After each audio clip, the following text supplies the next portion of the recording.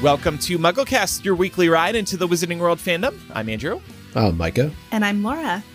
In this week's episode, your Harry Potter friends are hopping on their safe broomsticks and riding into lessons on how to conjure Patronuses.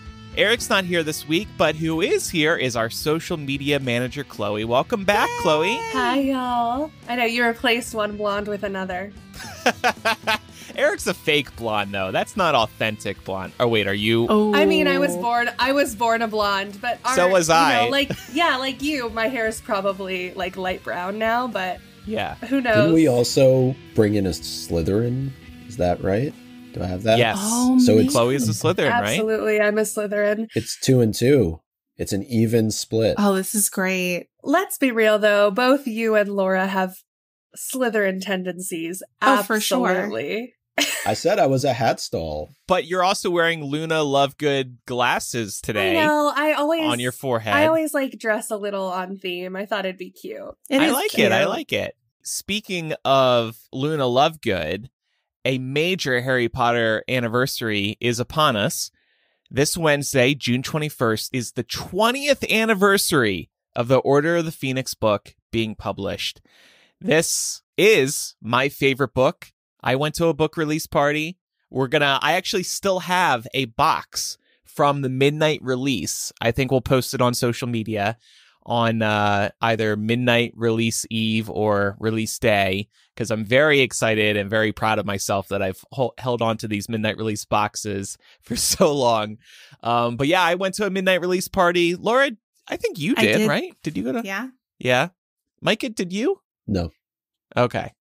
We just talked about this on a bonus MuggleCast recently. Yeah, I I was can't about to keep say. track, but were you... Okay, you hadn't discovered Harry Potter at that point. No, I wasn't even part of the conversation yet. Wow. How old were you, Chloe? Because you're pretty young. I was 4. Oh, God. My first and only midnight release party was the 7th, and I was quite young. Yeah, I mean, how old were you? You were 7. Or eight or 9, yeah. I can only hope that my nephew's, the oldest being 5 years old right now, is going to a midnight release party in 3 years from now. Yeah, I think I've told this story to the patrons before, but I walked there myself and walked back home myself. Oh, That's a dedication. seems unsafe, but okay. very young child. Mm-hmm. Well, anyway, the reason we bring this up here is we recorded a lengthy bonus MuggleCast that will be available exclusively on our Patreon this week. And in it, we discuss the anniversary of Order of the Phoenix. Eric was there with us because we recorded it last week. And we look at the most impactful elements of this book, actually. So it was a great discussion. Check that out, again, exclusively on Patreon this week. We have 7-day free trials now available on Patreon. So sign up this week at patreon.com/MuggleCast, and you can enjoy this and many more bonus MuggleCast installments for free for a week. We also, by the way, have an annual subscription on our Patreon, and that lets you save a little money, actually, if you pledge for a year up front. It's like paying in advance for car insurance, but we're way more fun.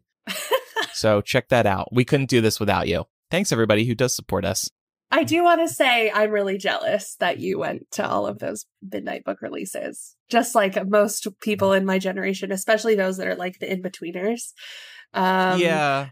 You know, I would kill to be there. And MuggleCast has allowed me to like sort of almost be a part of it without having been there. But yeah, I mean, I'm jealous, and I'm sure plenty of listeners are too. Well, to that point, actually, I think to capture that energy, listeners could potentially go back to our episode after Deathly Hallows, the book was published. Laura, Jamie, Eric, and I, and Kevin. Yeah, we were all in a hotel room reviewing the book right after staying up all night to read it. So I think that kind of captures that energy that you're looking for, Chloe. Well, not only that, I would say the episode before when you were at Waterstones, because you recorded that, like that actually gives you a sense of what the energy was like inside of a bookstore. I know you almost were responsible for the bookstore collapsing with all of the Yeah, we caused some mild property damage. We didn't get a bill though, so who cares? Yeah. Waterstones Piccadilly still has the cracks in the ceiling from 2007. And then even before that, episode 99 was live from Philadelphia. Were you at that one, Micah? I know Yeah. Emerson and Ben. Yeah, okay. Enlightening. Enlightening was a Harry Potter conference. One of the best acoustic venues, I think you said, that we've ever been to. Is that right? It was super cool. It was like a cathedral. Beautiful. Yeah, it was beautiful inside. So that one captures the pre-release energy too, I think. Is it fair to say, I mean, I don't know what the numbers are, but episode 100 and 101 are like two of our most downloaded episodes ever. Oh, yeah. I think episode 101, which was our Deathly Hallows release, that got over 500,000 downloads, like very quickly. And remember, that's when podcasting really hadn't even blown up yet. So for it to get 500,000 downloads in the very early days of podcasting was pretty crazy. I mean, if we did that, you know, in the modern day podcasting world, probably could have gotten 1 million, if not more. If we had better help back then, we wouldn't be doing this anymore. We'd be retired on yachts. Yeah. All right. Well, let's return to present day here. We are discussing Prisoner of Azkaban, Chapter 12, the Patronus, and we'll start with our 7-word summary, and we're putting the pressure on Chloé. Sorry, girl. No. Such a rude thing to do to a guest. I feel like once you've done this a few times, Andrew's like, well, now I'm going to bully you. So also, I was first last time, too. Just putting that out there. All right. Play the here music. We go. Yeah. Lupin. Teaches. Harry. How. To. Fight. Dementors. Perfect. I think we finally figured this out. Yeah. We did have a rough go of it for a stretch. Yeah. Maybe it was just the season, you know, here in summer, we're loosey-goosey. We're like, no stress, no worries. Yeah. And having Jason on last week helped with I love him. Yeah. Giving us direction. He was so sweet. We're going to break this chapter into 2 halves. The Patronus, the Dementors, and then the second half is going to be Harry getting his firebolt back and what's going on with Oliver Wood and why he cares about getting Harry back on the field more than Harry's safety, which is funny to me. So we'll start with the Patronus lessons. Lupin decides to use a boggart that'll turn into a Dementor for their first lesson on conjuring a Patronus. And he finds a boggart in Filch's filing cabinet. He said he searched high and low. He combed the castle, I believe were his exact words.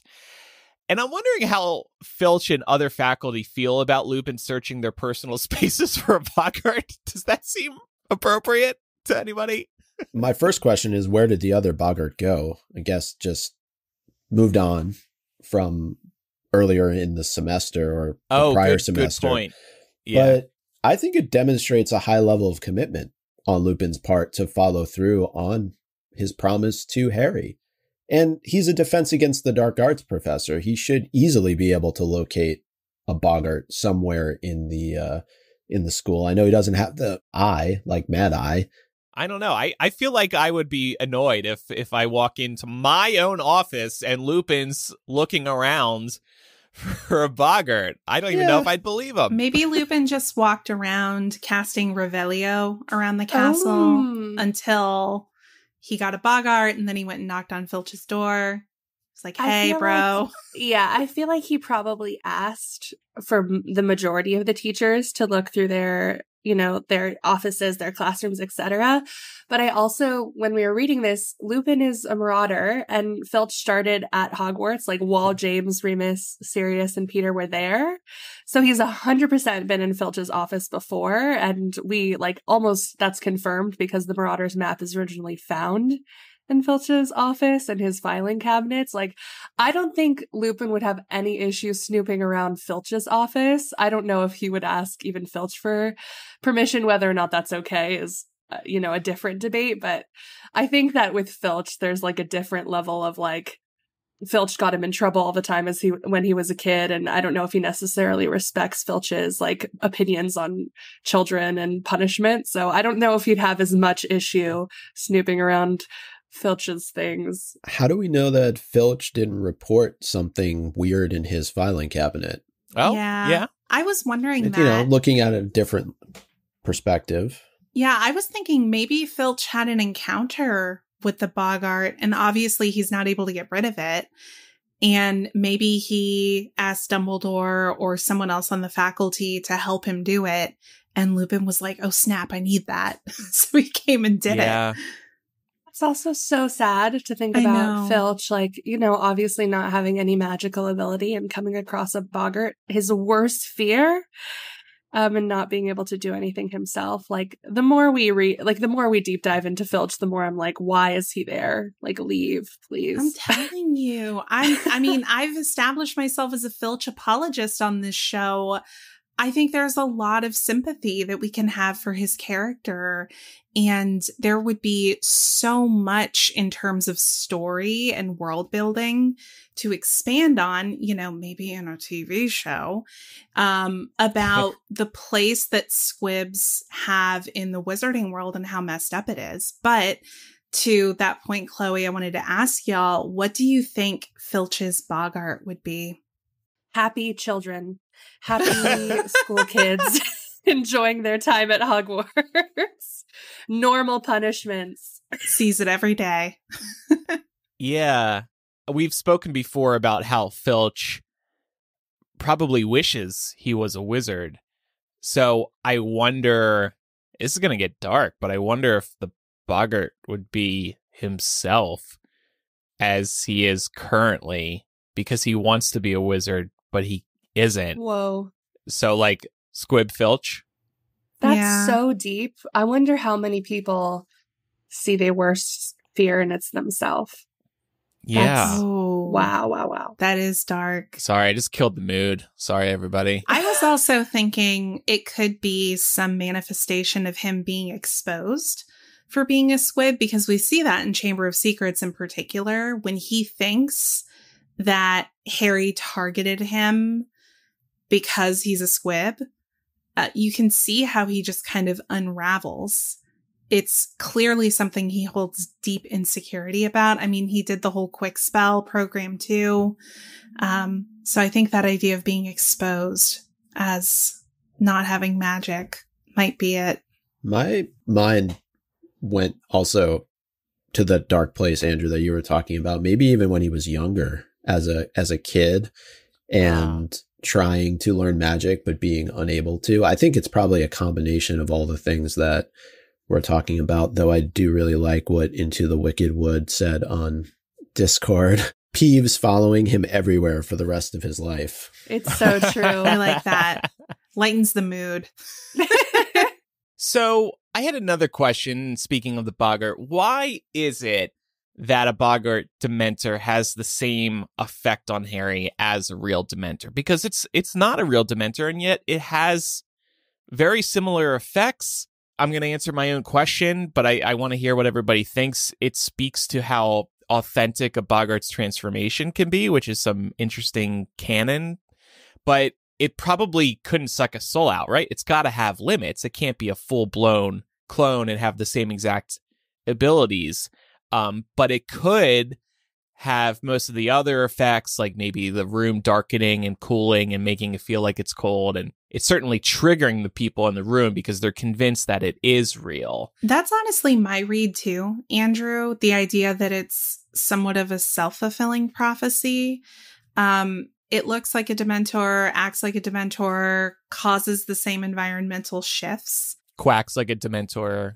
Right. Somebody do AI art of like a Dementor duck. But Harry's fight or flight response is going to kick into gear when he sees this, because it's not discernible from a real Dementor, apart from the fact that it probably can't do the Dementor's kiss. So I think that it's probably cyclical. Harry's fear is feeding into it. I think there's also the element we hear in the books a lot. You know, Harry is affected by the Dementors much more than other folks because he's gone through much more than other folks. And I wonder if, even though the boggart isn't a real Dementor, if some of that is still true. Like, you know, Harry obviously has been through more than his 13-year-old peers. And the boggart, even if it's, you know, not as strong as a replica of the Dementor, can probably still tap into that So I think that, you know, a Dementor boggart on someone that has less trauma might not be able to do as much. I think it's a combination of those things. And also Harry's really triggered here. And like, this is just such an emotional response to a trigger that happens in real life too. It's a great point. I see a lot being raised in the Discord about how much of it could be Harry himself allowing this to happen, to your point, Chloe, just because of how much he is triggered by the presence of a Dementor. Because I feel like, and the other minister brought this up, then the boggart would have turned Lupin into a werewolf. Like there seems to be an extreme end of the effect that this particular boggart has on Harry.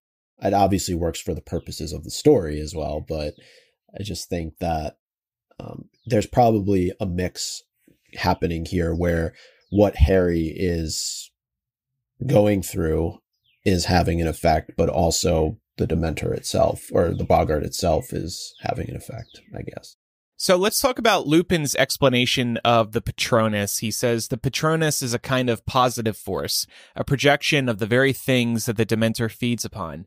Hope, happiness, the desire to survive, but it cannot feel despair as real humans can, so the Dementors can't hurt it. To conjure it, Harry, must think of his happiest memory. So over the course of the lessons, he picks from a few different options until he finds one that truly works. And kind of classic storytelling here has got to try 3 times before something really happens.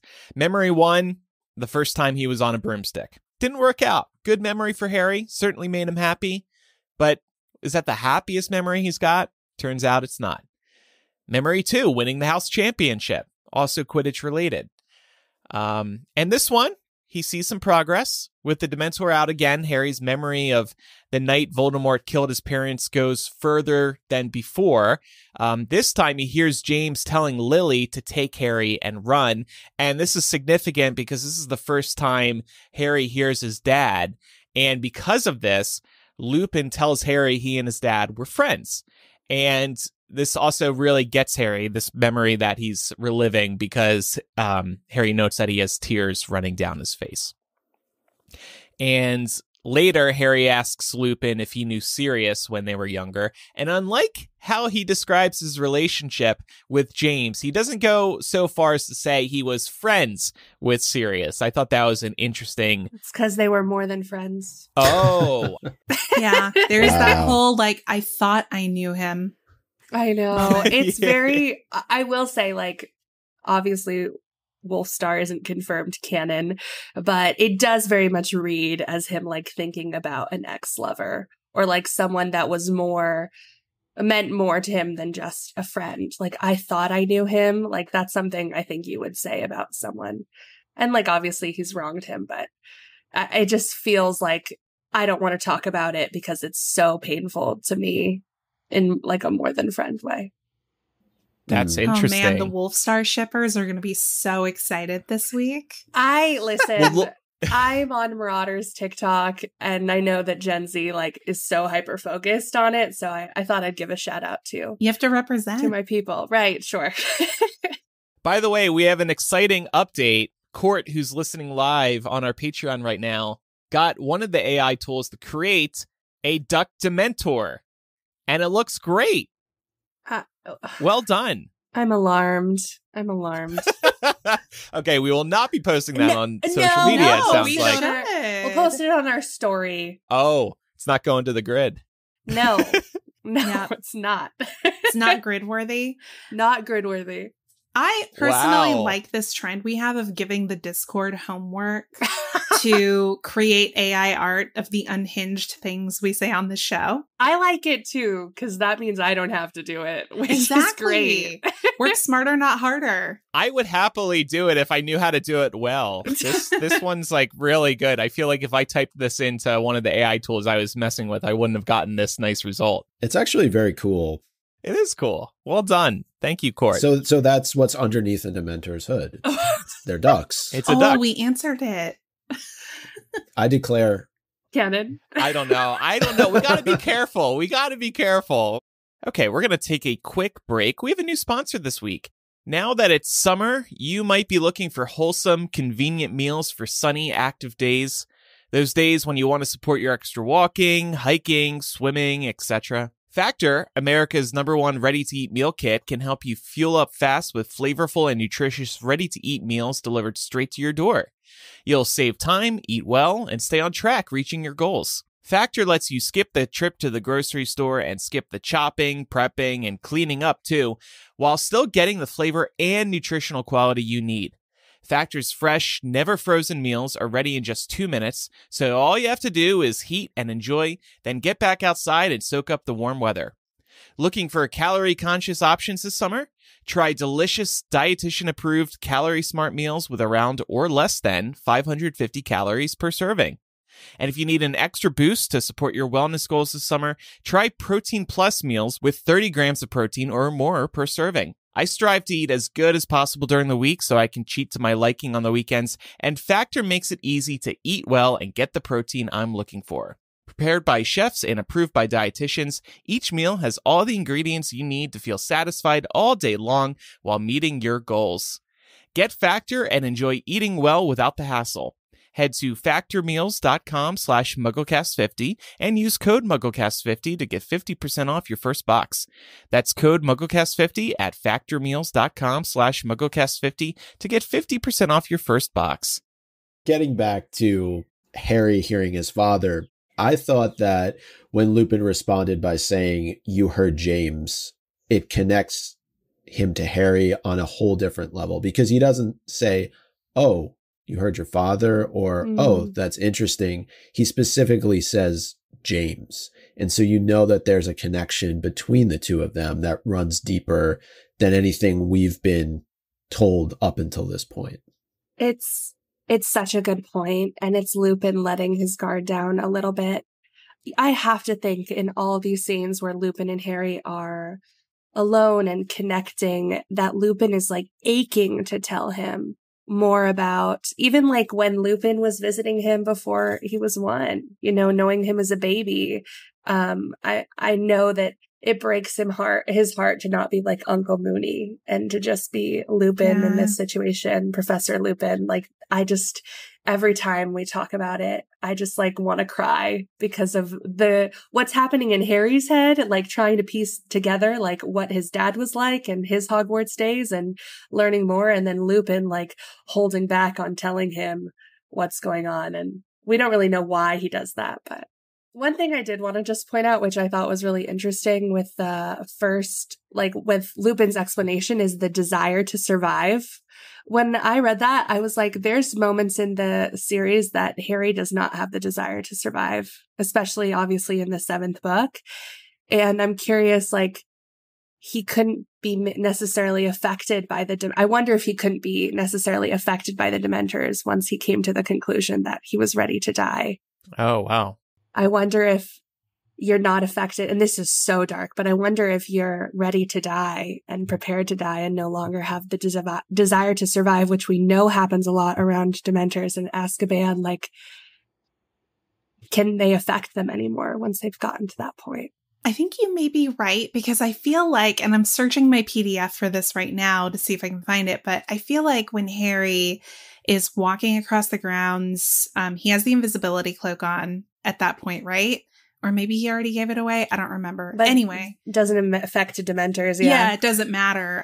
He was walking across the grounds, and I think he specifically talks about feeling the chill of Dementors nearby, but he doesn't really reference any other impact on him. True. So I think you're onto something there. And also the embodiments of obviously Lupin and his mom and his dad and Sirius also maybe could potentially be thought of as like Patronus replacements in that situation. But as we're talking about Dementors, which we know are the physical embodiments of depression, the author has actually said that the Dementors interacting with Harry actually really makes me think of PTSD. So beyond depression, which I think like looms over everyone at points in their life, and we all struggle with mental health, I think that Harry reliving the worst moment of his life over and over again it just feels more like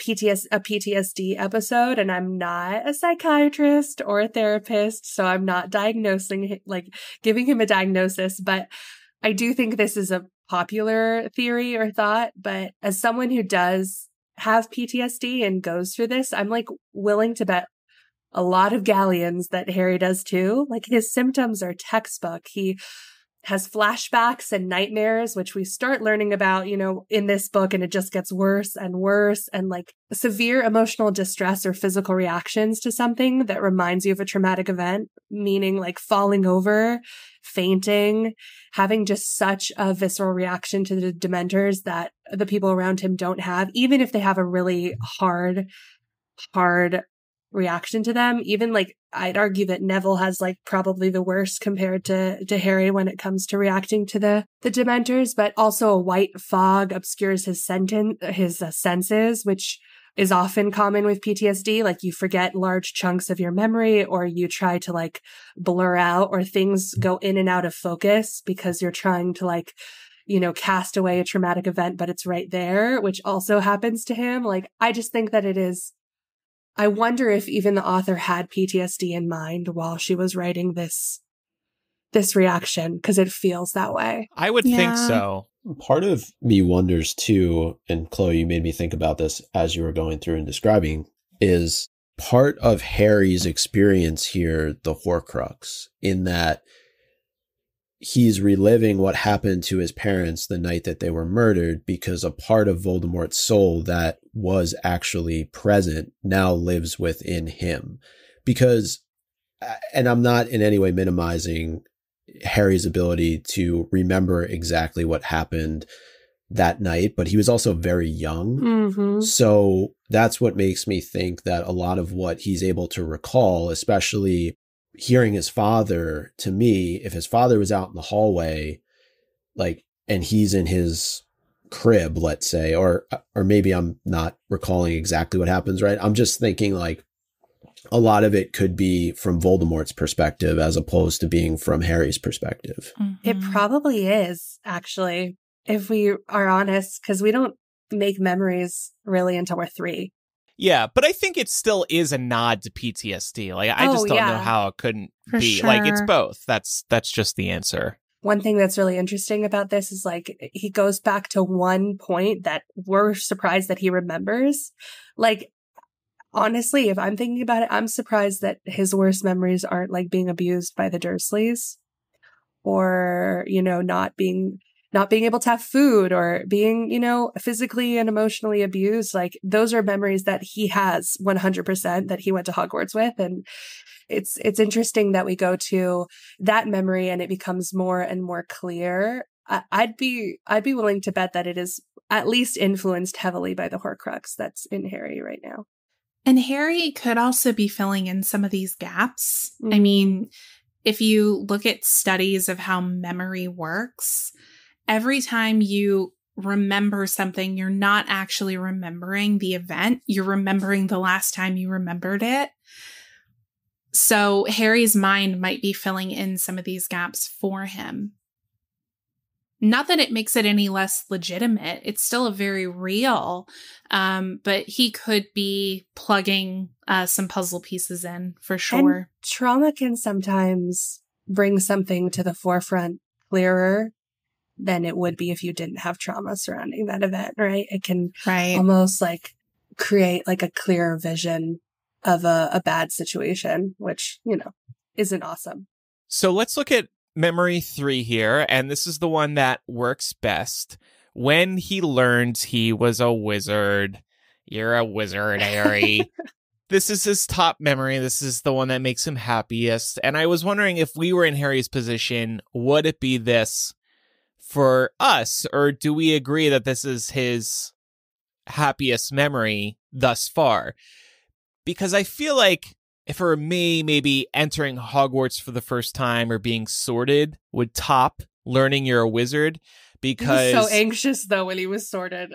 Yeah, that's true. That's true. So maybe just walking into Hogwarts, but maybe he was very anxious there as well. Because think about where he was when he learned he was a wizard. He had the Dursleys breathing over his shoulder. It was a dark and stormy night on this cliff. Like, maybe I'm just being, maybe I'm looking at it poorly just because of like the surroundings. But I don't know. The whole situation, it wasn't like the most exciting moment. It wasn't like confetti went off and he got to ride down a rainbow and the sun was shining and he had the coolest people around him. Like, it was a pretty gritty event. And yet that's his happiest memory. So, but to go back to the abuse that we were just talking about, he finally gets to leave. He gets to escape this horrible place that he's been for 10 years. I'm free. Like, I'm that's free. Yeah. That's monumentous. And there's this contrast, right? Because he's in this horrible setting with these horrible people who have abused him. And in the space of about 30 seconds, he hears that he's free. He finds out that he's free and that he gets to leave. And, you know, he does have to come back every year. But, you know, he doesn't know why at this point. And there's freedom in knowing that his world has just opened up. He doesn't know exactly what to expect from it, but he knows that whatever it is that's waiting for him in the wizarding world can't be any worse than being with the Dursleys. So I think it makes sense. But there are I think to your point, there are other memories that could be considered his happiest memory. What ideas do you have for his happiest memory? I feel like the week he got to spend in Diagon Alley this past summer. Shopping would probably qualify. It's like retail therapy. That's my happy place. So. But like, it's the one like normal week he has where he also gets to be independent, make his own schedule, and just do whatever he wants in the wizarding world. And it's clear that he was like, we think back to that chapter. I think I remember us talking about how we don't get to see this side of Harry very much. So this could qualify.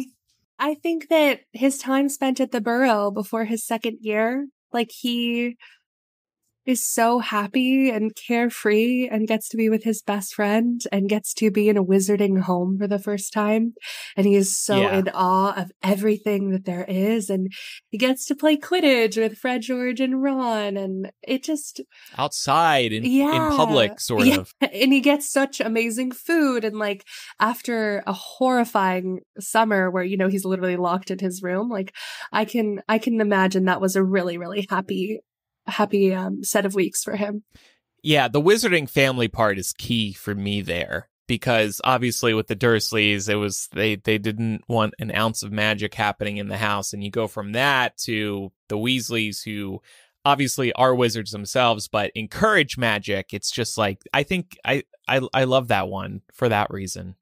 He gets like a family, like he's starting to get adopted by the Weasleys. And he gets to experience siblings and like a mother's love, really, for the first time.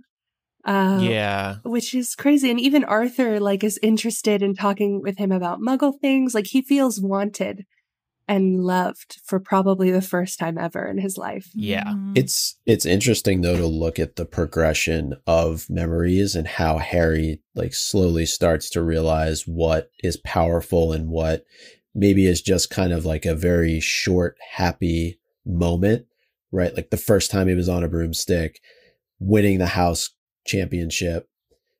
It's not strong enough. But then once you start to get to something like learning he was a wizard, or the two examples that you both referenced, being at the Burrow, being in Diagon Alley on his own, like they're more powerful. They have more meaning to them. And we also have to remember Harry's 13 years old and he did not grow up under the best of conditions. So his bank of happy moments and happy memories is not like a wealth for him to be able to draw from. So that's also something to keep in mind here too. And Harry's under pressure. He has a split second to really think of it, hone in on it, and make it work. And I think, you know, it's important for us to kind of keep that in mind here too. That's why Lupin says this is very advanced magic and not something often that a 13-year-old is capable of doing. And I think that's part of the reason why.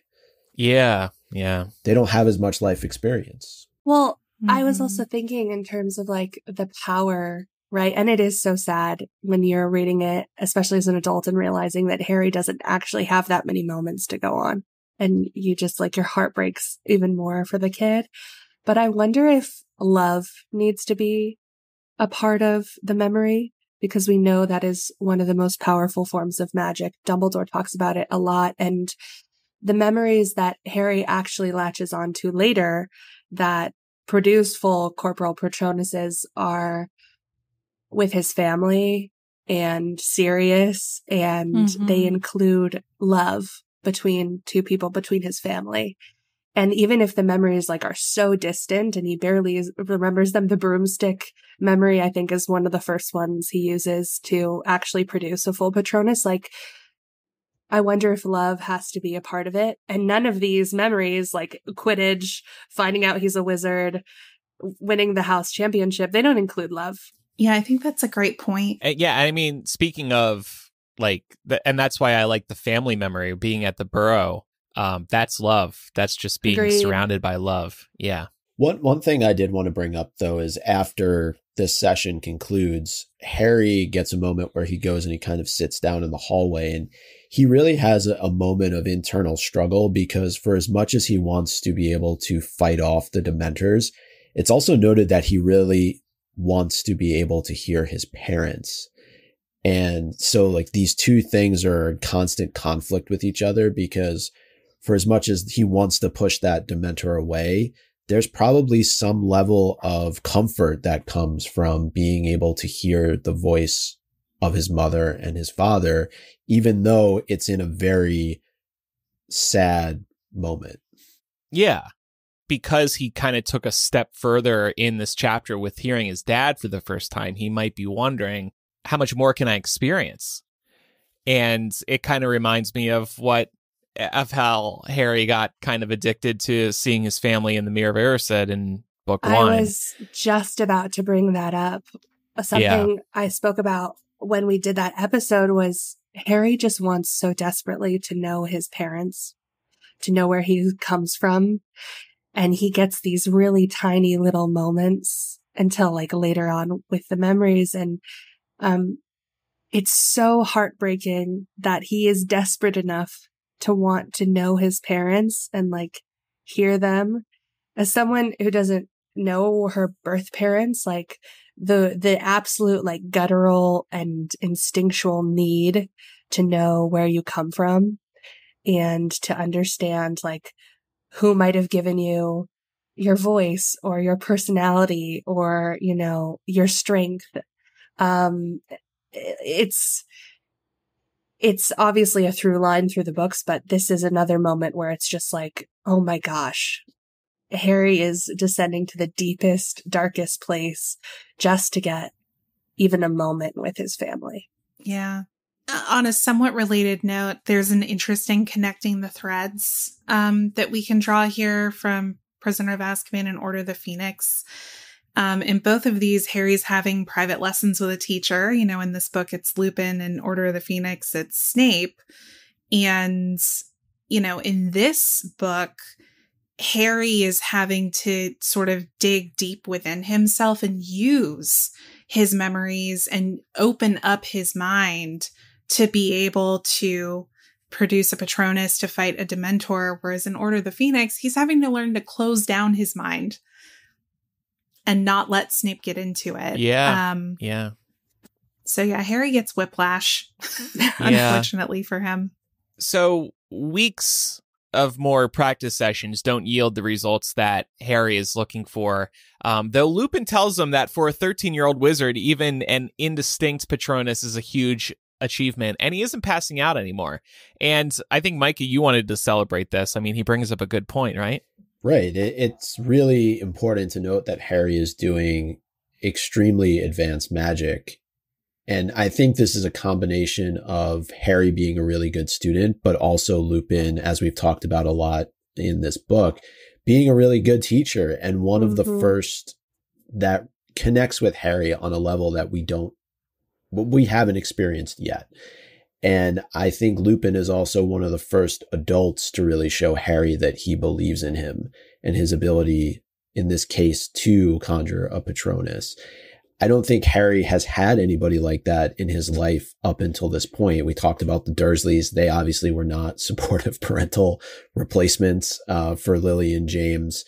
And even through his first 2.5 years at Hogwarts, he hasn't had anybody quite like this. Dumbledore hasn't really served in that role. McGonagall hasn't served in that role. Lupin is really the first. And I think that's why a lot of people like him. Oh, at least at this point in the story.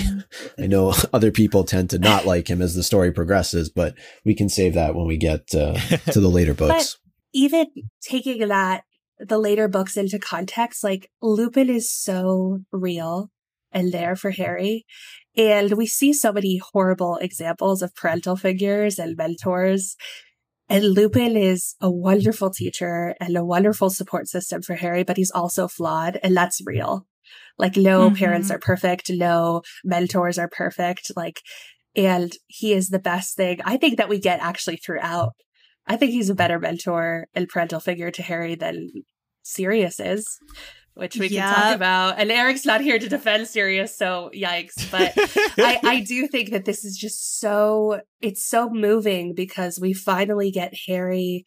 Harry actually asks Lupin questions. And I don't know if we talk about how big of a deal that is, because growing up, Harry's told you can never ask questions. Don't ask questions. And for him to feel comfortable enough to ask Lupin scary, difficult questions says so much about how comfortable Lupin makes Harry feel for the first time. Absolutely. Yeah.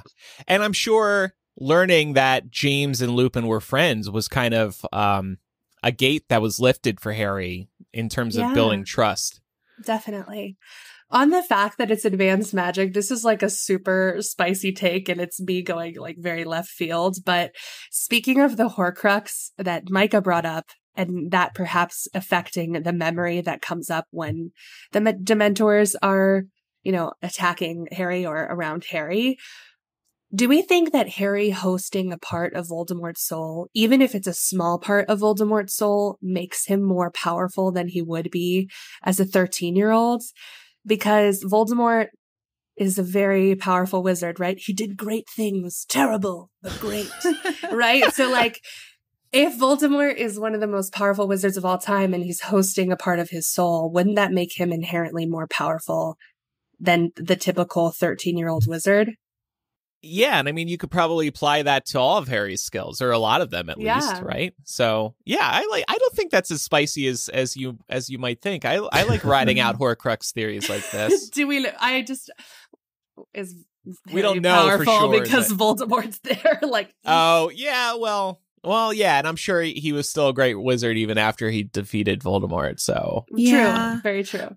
Well, I think the point that we come back to again and again, especially once we learn about the prophecy, is so much of Harry's story is defined by the fact that Voldemort chose him, right? Voldemort didn't have to choose him. The prophecy gave Voldemort choices, but he chose Harry. And one way or another, Harry's marked because of it. And I think just based on that and the unique life experience he's had because of it, he's going to have abilities that are more advanced in some ways than his peers. There are also going to be things about him that are maybe deficiencies when compared to his peers because of what he lacked growing up, because Voldemort took everything away from him. Yeah, I really like this take, and I think we should continue to pay attention to moments where the Horcrux could in fact be a factor, but obviously having read through the series the first time, we wouldn't be able to point those moments out. And the other piece, just to add on, is we know Tom Riddle is extremely good at defense against the dark arts. So it's natural to think that maybe he passed on a little bit of that to Harry when the Horcrux attached itself. And that is why, to your point, Chloe, at 13, Harry is really good at defense against the dark arts. Yeah, like way above his peers, to the point where later he teaches them. And I think obviously Harry in his own right is a very powerful wizard, but I think it's because Voldemort did make him his adversary, right? He was forced to grow up too fast, forced to be the savior of the wizarding world as a teenager. And of course, that's going to make you more powerful because you have to be. He feels like he has to step into this role, you know, especially being famous for something he doesn't remember. He like needs to be good enough for everyone in the wizarding world. He needs to prove himself. And so regardless of even the piece, whether or not the piece of of Voldemort's soul in him is making him more powerful, Voldemort certainly made him more powerful just by choosing him and forcing him to be this person. And there are clear examples of some kind of transfer happening with the Horcrux. I mean, Harry speaks Parseltongue, for example. The Sorting Hat seriously considered putting him in Slytherin. I mean, these are things that we know happen because of the Horcrux. It's just not clear to us. And I don't think we ever get a definitive answer about what Horcrux dormancy looks like. Like, is it hibernating and seasonally it wakes up? Is it like a volcano? You know? A summer Horcrux. Hot Horcrux summer. Oh my God. I'm imagining Voldemort as like Ash Ketchum showing up and getting the choice of like Bulbasaur, Charmander, and Squirtle, and it's like Harry, Neville, and whoever the third is. And he's like, I choose you, Harry. All right, 2 title ideas. I choose you, Harry, or Hot Horcrux Summer. Or the Dementor Duck. That, I love alliteration. Yeah. There's so many options. Well, I think we have options for Hot Horcrux Summer maybe later on. Okay, fair. All right, we can. So we can save it. We can save it for like 4 years from now. We're going to continue with our discussion today, but first, this episode is sponsored by BetterHelp. It's so easy to get caught up in what everyone else needs from you and never take a moment to think about what you need from yourself. Whether you're focused on why Sirius is looking for you, how to conjure a Patronus, how to get your firebolt back, or you just have a family at home who always need your attention, there's always something that's getting in the way of focusing on clearing your head and taking care of yourself. And when we spend all of our time giving and stressing, it can leave us feeling stretched thin and burned out. Therapy can give you the tools to find more balance in your life so you can keep supporting others, working on life's challenges, without leaving your physical or mental health behind. A therapist will introduce new ways of thinking about your life, which will help you get out of any holes you might be in. A therapist is like getting your own Marauder's map that can guide you around obstacles and people. If you're thinking of starting therapy, give BetterHelp a try. It's entirely online, designed to be convenient, flexible, and suited to your schedule. Just fill out a brief questionnaire to get matched with a licensed therapist and switch therapists anytime for no additional charge. It's very easy. Find more balance with BetterHelp. Visit betterhelp.com/MuggleCast today to get 10% off your first month. That's BetterHelp, HELP.com/MuggleCast. So Lupin tells Harry about the Dementor's kiss. I'll read what he said. It's what Dementors do to those they wish to destroy utterly. I suppose there must be some kind of mouth under the hood because they clamp their jaws upon the mouth of the victim and suck out their soul. Oof! Where's the AI art for that? I don't need to see that. I don't want to see that. Somebody's going to do it. I'm just warning you. All I put in the doc was vomit. That is our... I think pretty much sums Chloe's offered a lot of deep analysis today, and here's the latest bit. Vomit. Yeah. I mean, it's also disgusting. We get descriptions a little bit later about how their breath smells like decay. Yeah. Like, ugh, can you imagine that coming for you? And then I have my own unhinged question here. What if the Dementor's kiss was your first and only kiss? My God. I hope they at least use some tongue. Okay, I low-key... Oh my god. Micah, please. I think Barty Crouch Jr.'s first kiss was the Dementor's kiss. Ooh. Is that horrible?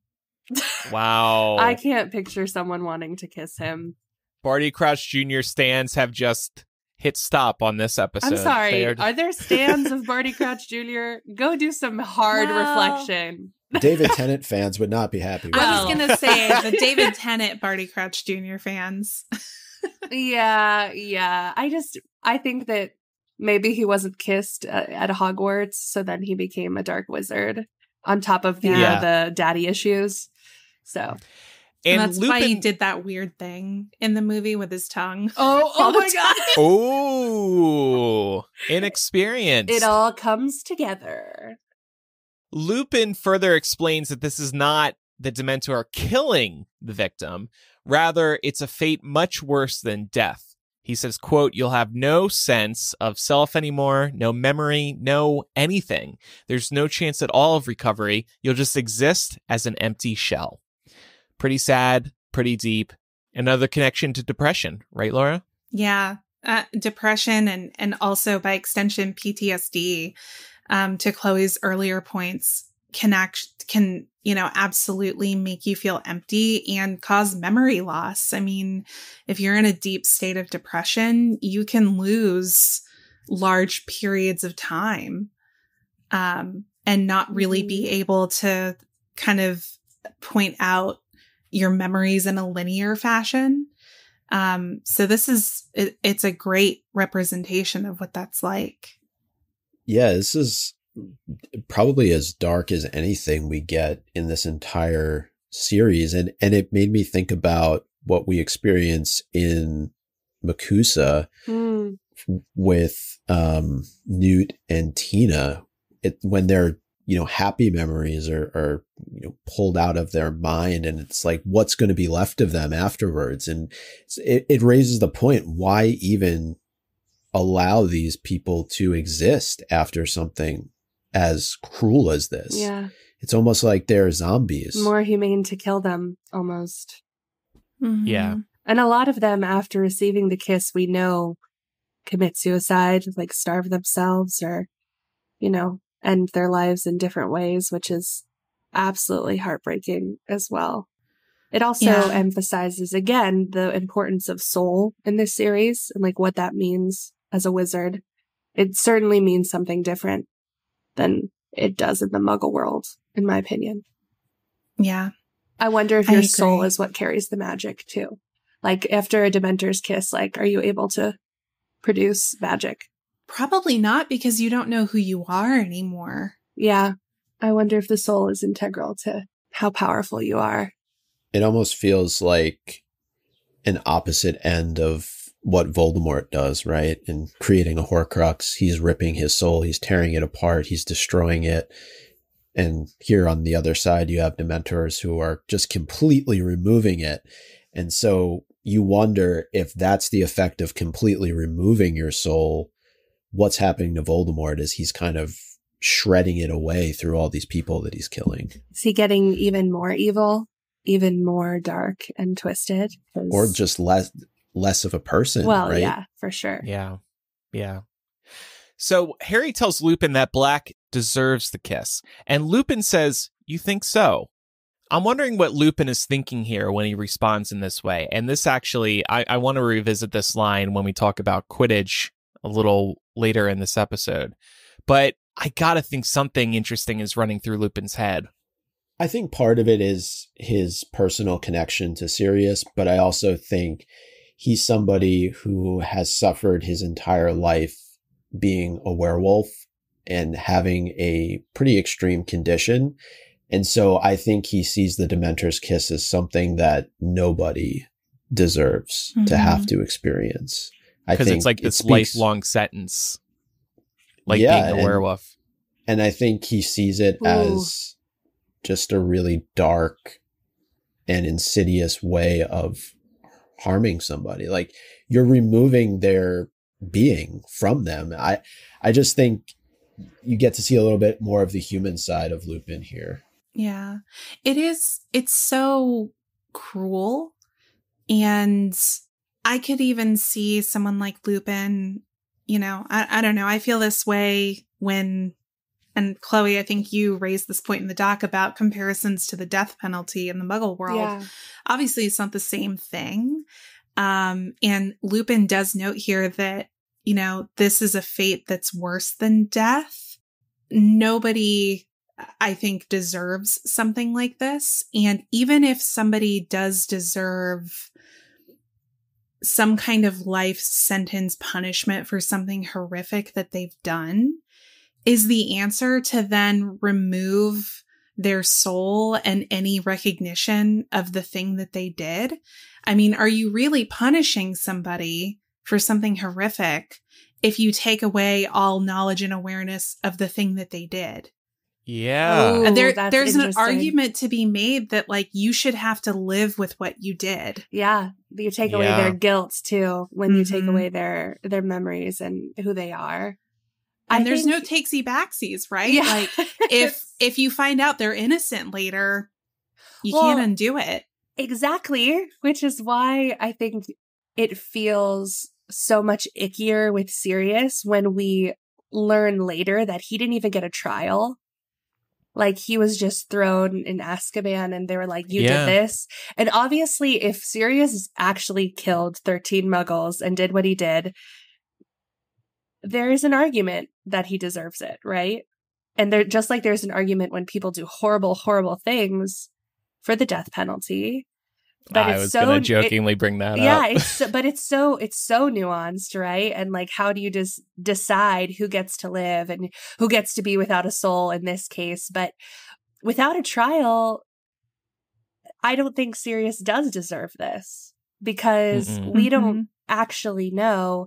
And obviously, there's a lot of, like, honestly, plot holes in terms of how we deal with crime in the Harry Potter universe with, potentially using like a pensieve to look at memories and also like Veritaserum, trying to do a truth potion. Both, I think, more humane alternatives to a Dementor's kiss from the get-go. And which is also why Dumbledore gets so angry when Fudge is like, oh, just, when Fudge just says Barty Crouch Jr. gets the Dementor's kiss, but because we lose so much information because they can't say anything about their past or what they did. This is fascinating. I feel like we could actually do an entire episode about Dementors. Yeah. Oh, yeah. And how they work. We basically have at this point. I know. So let's move on now to talking about the other half of this chapter, which was Quidditch and the Firebolt and Oliver Wood. Harry and Ron are pissed that Hermione told McGonagall about Harry receiving the Firebolts. Now, I have to say, to defend Hermione here, wouldn't the teacher have found out eventually that suddenly Harry has this super cool new broom and wonder where it came from? And then what would have Harry said? Oh, it came from a mystery recipient. Like, that would have raised some flags. So even though I understand why they are annoyed at Hermione, and I do think Hermione's decision was justified, I do think they also have to keep in mind that somebody would have been wondering eventually where this broom came from. Would he have lied and said, I bought it myself? I don't know if Harry would have had the foresight to do that because he wouldn't have known that they were going to take his broom away. Yeah, Harry's a bad liar. Yeah, I don't think he would have lied. That's not been successful for him in the past. He couldn't even think to forge his own Hogsmeade permission slip. Oh my God, I know. Yeah, I think Hermione's a convenient scapegoat for Harry and Ron in this moment because... You mean this book? Well, yeah, no, that's true. Because I think you're right. No matter what, Harry would have had the Firebolt confiscated here, whether Hermione ratted him out or not. She just kind of sped up the inevitable outcome here. And Harry and Ron would have been super pissed either way over the Firebolt being confiscated. And it's just convenient for them that Hermione is the person that they can project their anger onto, especially Ron.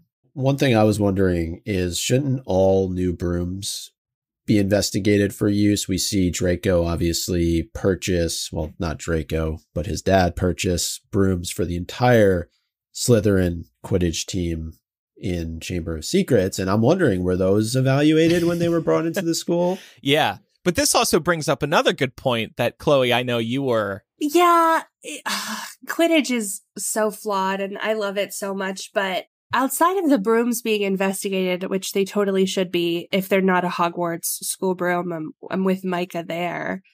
How are they allowed to have different models? Especially since these models are faster. We know that they're faster. And yes, obviously, how you fly greatly impacts that. But a firebolt is objectively better than a clean sweep 7. And it's just not fair at all. And all it means is that if you have more money, you get to be a better Quidditch player, which feels like a metaphor for the real world. But if you have a firebolt or a Nimbus 2001, you have a head start as a seeker, especially as a seeker, because speed is so integral to that player.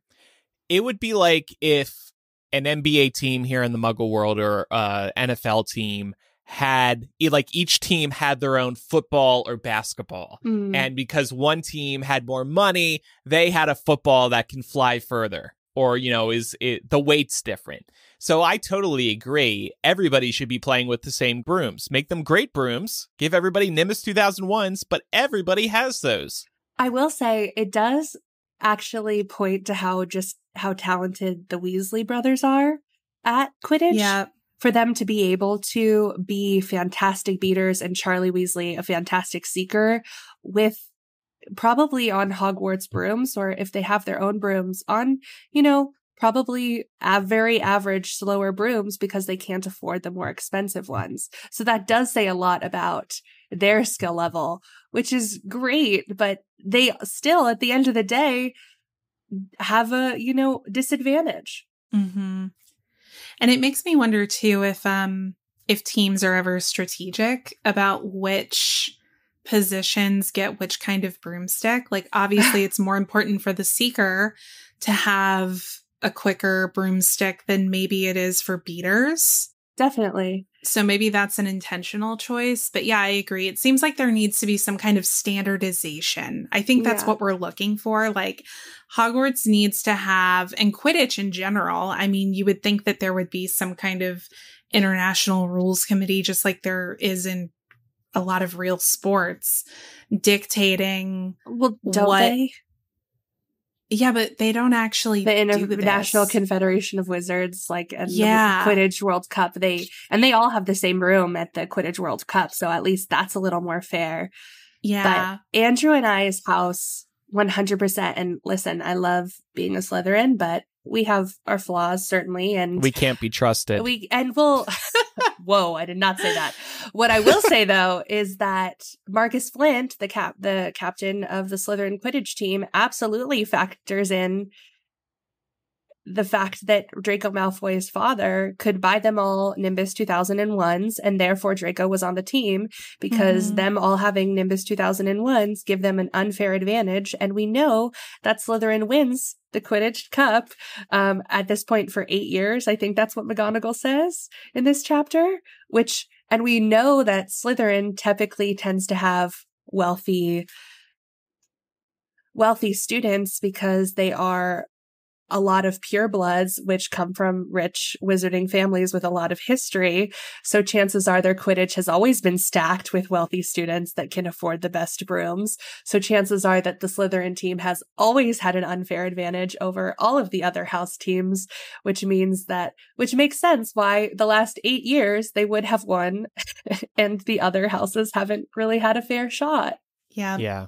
So at the start of the chapter, Wood seems to imply that he wants to replace Harry for the upcoming Quidditch game. He says, "I really didn't want to lose you as a seeker, Harry," which the first time I actually missed. Did you get that read too, Micah? It sounded like he wanted to be, he was thinking of benching Harry. Yeah, 100%. I think that's how I read it, is that seemed the direction that the conversation was initially going before he found out about the firebolt, was that he couldn't risk having Harry pass out or have something happen again with a Dementor, and so he was considering benching him as a result of it. What an asshole move.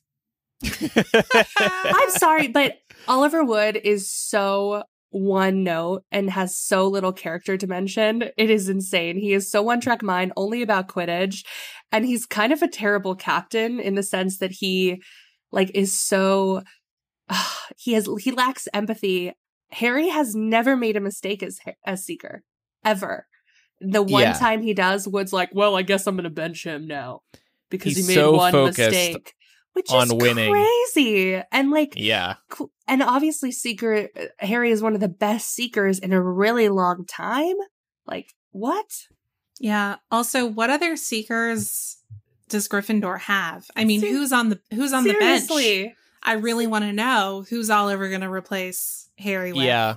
Ginny, I mean, because that's what we see later, but Ginny as a second year might not have we the don't skills. know that at the time. Yeah. But Harry does seem to understand where Oliver's coming from because, I mean, he wants to win just as much. He wants Gryffindor to win just as much as Wood does. And we also have to remember that Wood, as we saw earlier in this book, this is his last year. He really wants to win the cup. So, I think the thing that gets me is that Wood is prioritizing winning over Harry's safety. And that's pretty disturbing. Literally. He's like, I don't care if the broom is rigged. We just want Harry to play. What is the role of the Quidditch captain? I wanted to ask. Is their job to make sure the team wins or that the team is safe? What's more important? I guess both factors. I was going to say, a good captain is going to prioritize both and prioritize also training, which Oliver does. That way that his team can be safe because they have more experience as well. I think Oliver does do a good job with that, but he lacks empathy, man. McGonagall Wood doesn't even seem to realize that what he's saying is terrible. Let me read a quote here. Quote, I've just been to Professor McGonagall about the firebolt. She got a bit shirty with me, told me I'd got my priorities wrong, seemed to think I cared more about winning the cup than I do about you staying alive, just because I told her I didn't care if it threw you off as long as you caught the snitch first. Honestly, the way she was yelling at me, you'd think I'd said something terrible. Whoa! I think I mentioned this during the last episode, but if we look at Harry's track record in important Quidditch matches through the first 2 years, he's had some struggles, right?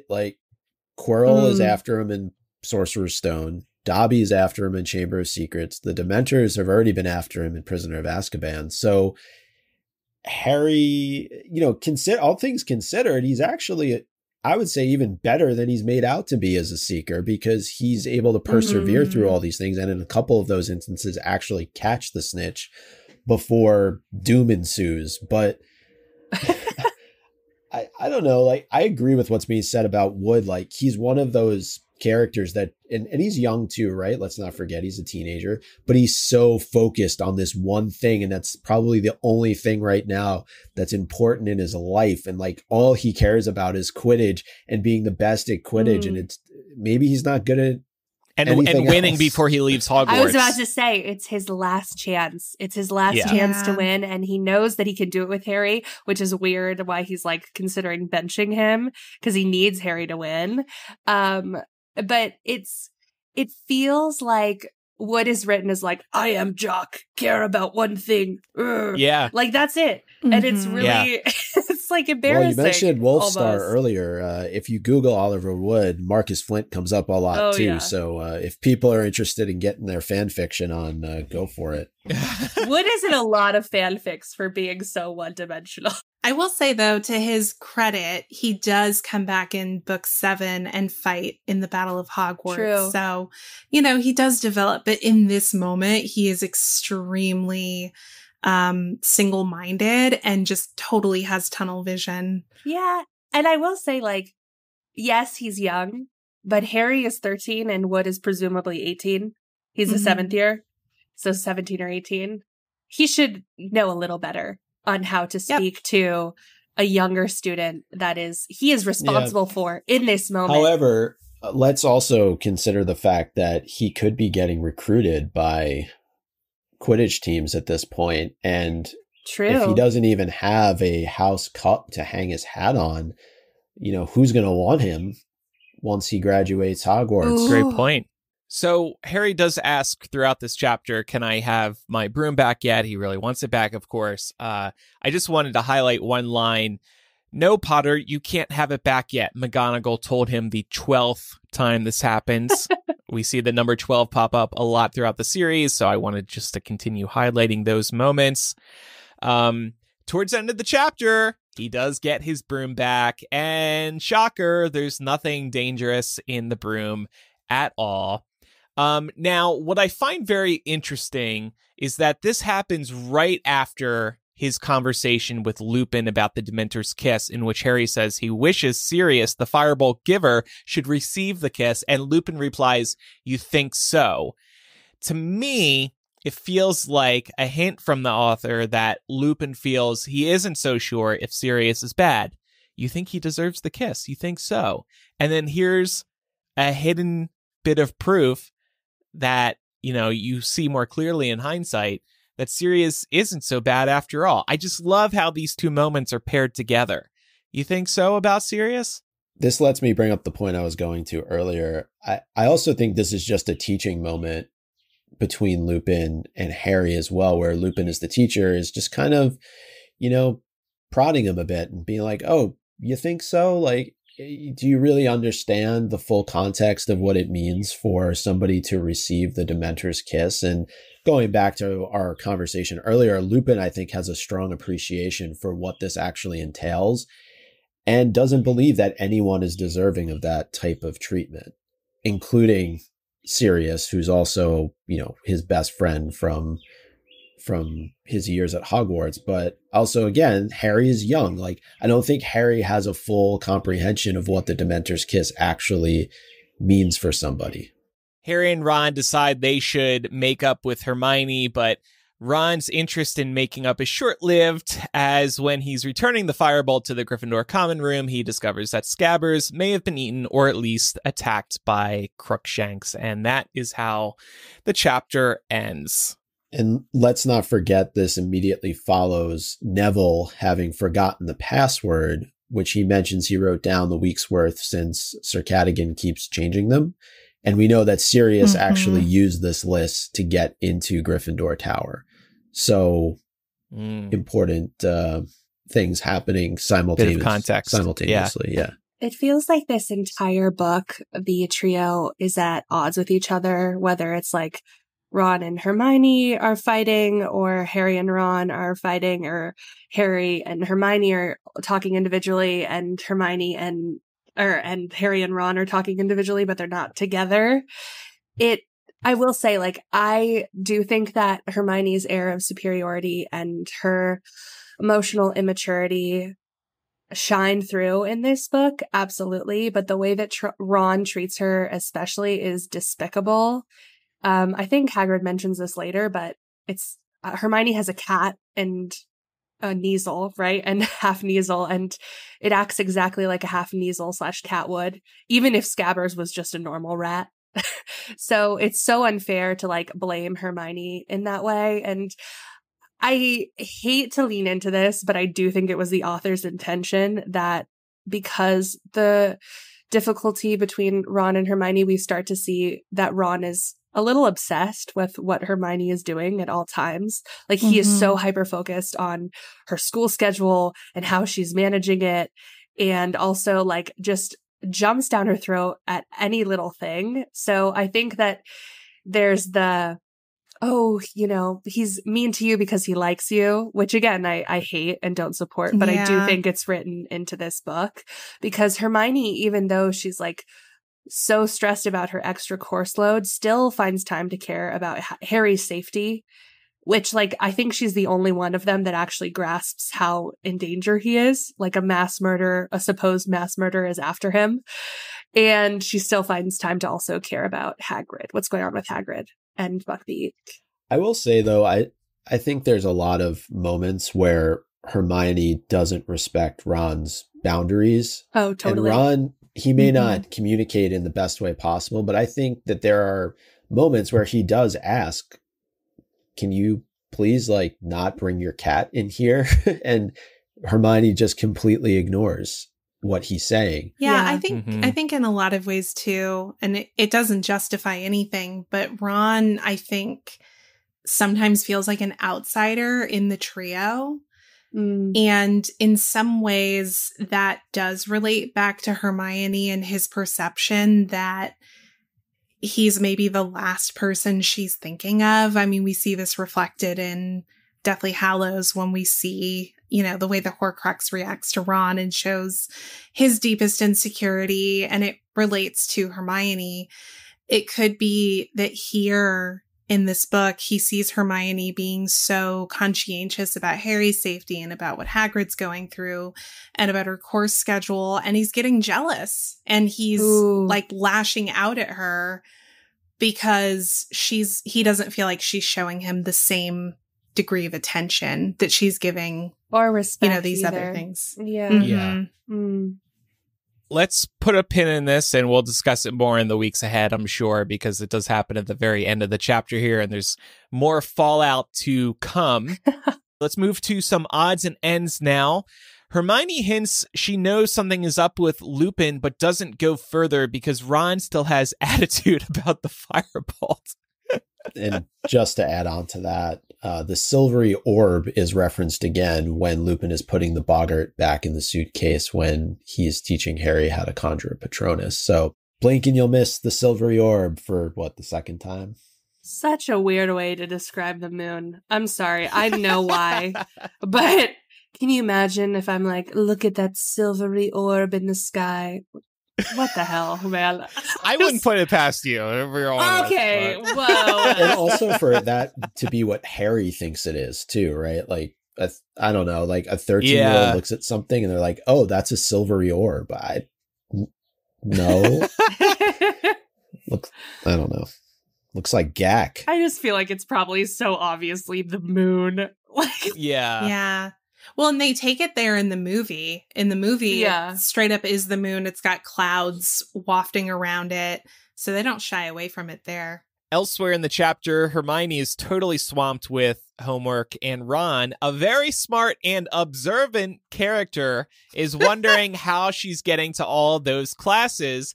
And he notices conflicts in her schedule where she would need to be in 2 classes at once. I meant to make a note of this, but I think he actually says, how does she have the time? Like, specifically. Wink, wink. Yeah. And Hermione's like, why are you so obsessed with me? Literally, he's observant when it comes to her, for sure. Well, he might think he's going crazy. But in other moments, you're like, where is that? He probably thinks he's going insane. He's like, she's showing up in all these different places. One thing that I noticed was Hermione actually mentions on page 251 that her favorite subject is arithmancy.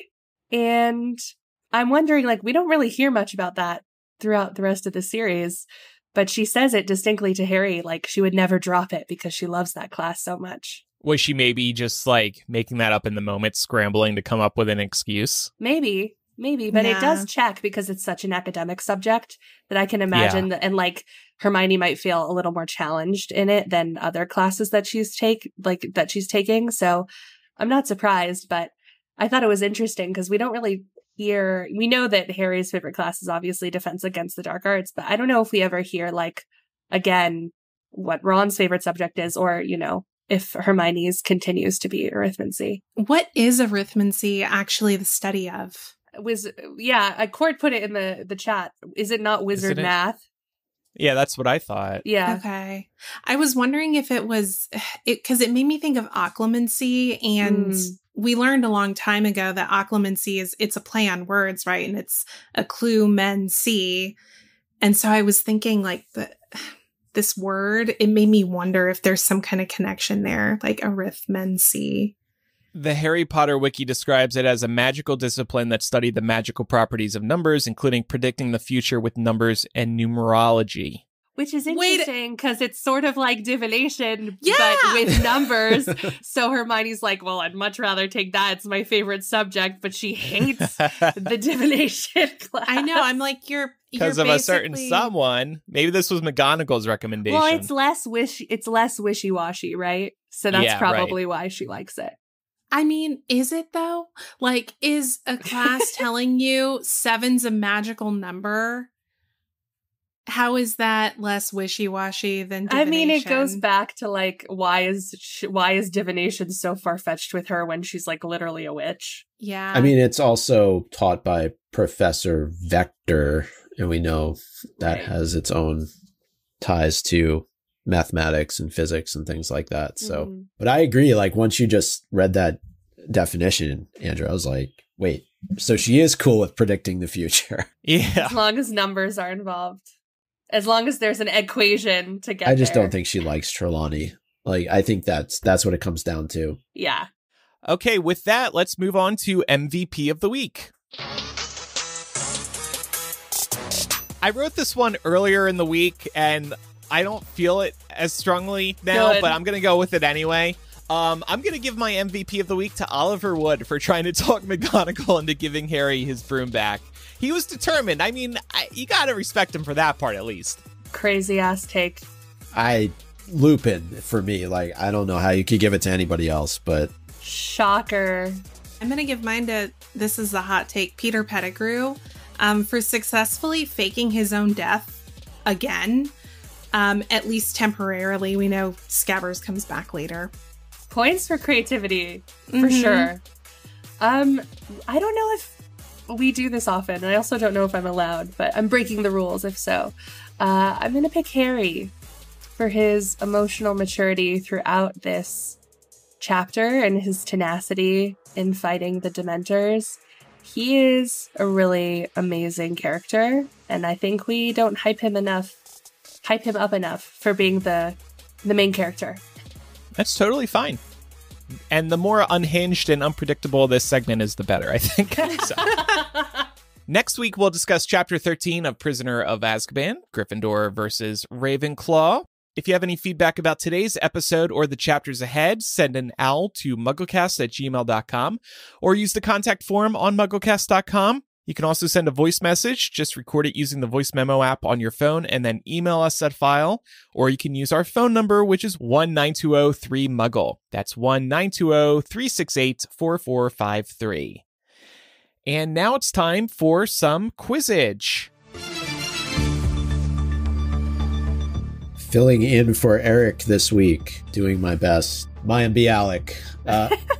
You're doing great. Last week's Quizzage question. In which location does Harry's first Patronus lesson take place? This is according to the book, not according to the movie. The movie was, of course, inside of a renovated Dumbledore's office. But in the book, the correct answer is the History of Magic classroom. Correct answers were submitted by 2 bottles of butterbeer and a large bar of Honeyduke's chocolate. Elizabeth K., Dumbledoozy, Looney Lovegood, the Hospital Wings Bedpan, Lily Rose, the 11-year-old, Buff Daddy, Wormtail's Toe, Bonus Patronus, Moral Quandaries with Professor Lupin, Professor Shrek, Daedalus Diggle, and Happy Father's Day to all of those celebrating, Wolfie McWolferton, Moldy Voldy, and Womp This Willow. Whoa! I love that. All right. Well, along those lines, next week's question. What does Percy win from his girlfriend Penelope when Gryffindor beats Ravenclaw? Not to spoil next week's chapter, but... But you just did. MuggleCast.com/Quizzage is where you can submit your answer. And a quick reminder that Eric, Chloe, and I will be at LeakyCon 2023 in Chicago this summer from August 4th through the 6th. Listeners who are interested in registering for the con can visit leakycon.com and enter code MUGGLE during checkout for a 10% discount. And as we mentioned over the last couple of weeks, we're still finalizing our panel sessions. So keep an eye out in the next couple of weeks or so. We'll have some more information, but we will be hosting a MuggleCast meetup for anybody in the Chicago area that weekend. You don't have to be attending the con to come. All are welcome. So definitely stop by and say hello. Yay. Okay. I'm excited. If you're enjoying the show and you think other Muggles would too, tell a friend about us. We would really appreciate that. We'd also appreciate if you left a review in the podcast app you use, if they allow you to leave reviews. Just a reminder, again, we are supported by our listeners at patreon.com/MuggleCast. Lots of benefits, including great bonus MuggleCast installments, like the Order of the Phoenix Anniversary one I mentioned at the top of the show, so check that out. You can also support us if you're an Apple Podcast user. For just $2.99 a month, you'll receive ad-free and early access to the show right within the Apple Podcast Great value. app. By the way, we just launched a great value, really as is. Micah likes to say.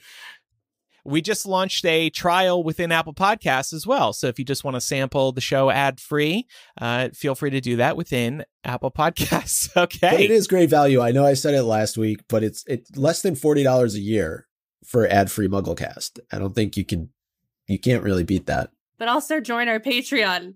Yeah. We'd rather people support us on Patreon because that is where you get more benefits. But if you don't want to support us on Patreon, we got the Apple Podcast option as well. Chloé, where can people follow us on social media? Don't forget to follow us on social media. Our username is MuggleCast on Instagram, Facebook, Twitter, and TikTok. We have a lot of fun on there. We post memes. We post clips of the show. I post unhinged TikToks at 2 a.m. So come hang out with us. It's a ball. Great job today, Chloé, as always. So nice to have you on. Speaking of social media, I created a Slytherin-themed playlist that will be debuting in the weeks ahead. Oh, this week? Yeah, great. This week for sure. I'm really proud of it. I put a lot of thought into it, okay? He did, and I appreciate it so much. And I'll tease this as well. I know that people have been wondering because we don't have a Gryffindor on the panel, so everyone's like, who's gonna do it? I actually asked Chanel, who is a popular influencer that does Harry Potter stuff. You might have seen her as McGonagall on TikTok, but she has submitted songs for our Gryffindor playlist. And also, if you want a song on the Gryffindor playlist and you're a proud Gryffindor, please DM us and I will include it. Oh, great idea. And great idea reaching out to Chanel as well. I saw those DMs. I got very excited. I was like, oh, clever. Oh, good to know that you're looking up on what I'm doing. From time to time, I take a little peek. A little peek. How much Bruce is in your playlist? Just one song, actually. Just one Bruce Springsteen song. Wow, Yep. shocking. I was impressed by his restraint. I don't want to force him on people. Look, either you love a genius or you don't. Thanks, everybody, for listening. I'm Andrew. I'm Micah. I'm Laura. And I'm Chloé. We'll see you next week. Bye. Bye.